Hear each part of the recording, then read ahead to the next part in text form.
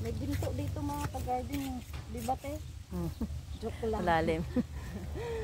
Dapat pala gamit mo sa piko.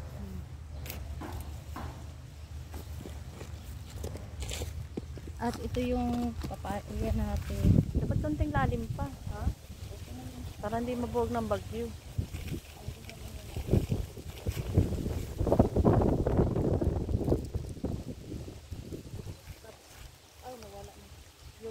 Hindi ko na yan lalagyan ng ipot ng manok kasi yung lupa niyan mga ka-garden pinagtaniman ay ipot yan ng manok, no?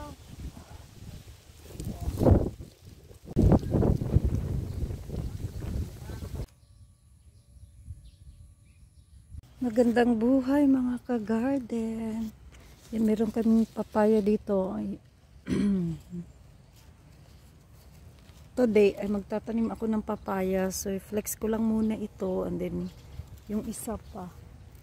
Masipag kami dito magtanim ng papaya. Check natin yung mulberry. Another one. Ayan o, ang daming bunga ng papaya. So ang itatanim ko today ay yung dwarf na papaya. Ito mga ka-garden, pinunla ko to siya from seeds. Ayan. Wala pa tong... isang buwan na yata to. Yan. Ito yung dwarf. Tapos ito naman ang itatanim natin dun sa harap. Para samahan nyo ako mga ka-garden. At tayo magtanim. Wala na. Pumapangit nga yung mga dahon ng aking sili.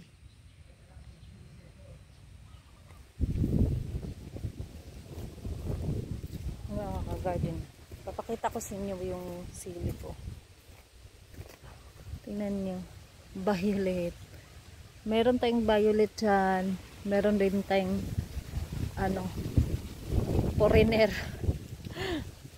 Tingnan nyo yung sili ko. Meron din tayo ditong Taiwanese. Meron din tayo ditong siling pangsigang. Meron din tayo ditong bell pepper. Diba? Yun naggawa pa puro sili-sili, iba-ibang uri ng sili.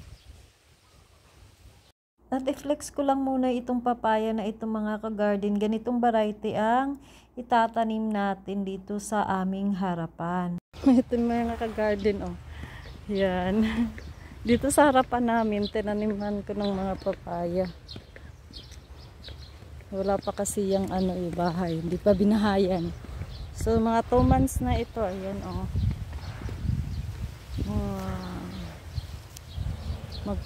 Nagpa-flower na siya. Ano to mga ka-garden? Urea.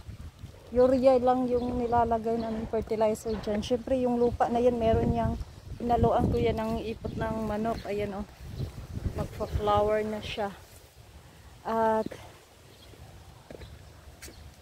ayan ang mga maliliit pa lang magpa-flower na. At ito na nga yung itatanim natin, mga dwarf lang yun mga ka-garden.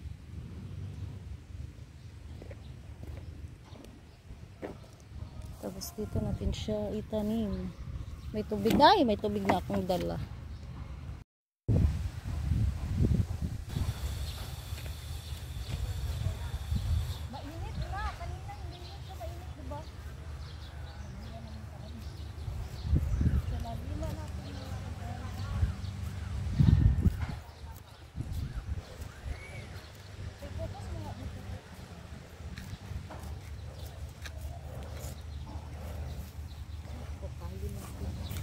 May ginto dito mga ka-garden. Di ba te?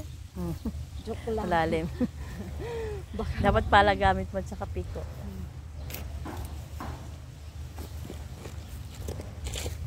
At ito yung papaya natin. Dapat konting lalim pa. Ha? Para hindi mabuwag ng bagyo.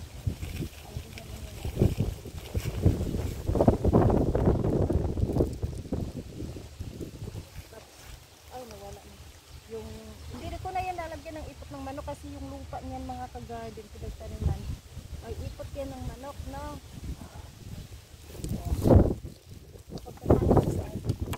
Marami. So 2 times a day ako nagbibili kasi bagong tanim dun kabila te.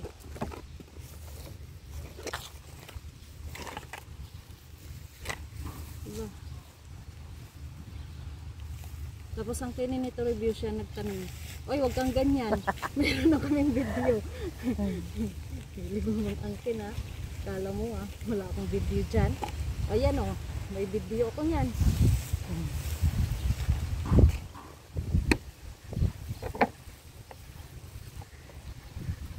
Last na yan, 4 na lang. Apat ito.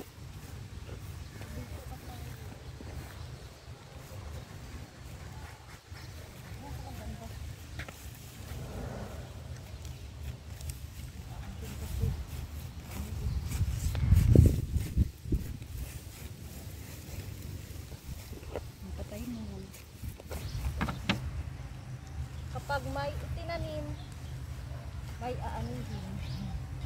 Diba? Isipago nyo magtanim para mayroon kayong aanihin. Huwag kayo umasa sa bahay. Huwag nyo akong gayahin. Charot. Hindi ako ganyan Dito kasi sa amin, bigayan kami.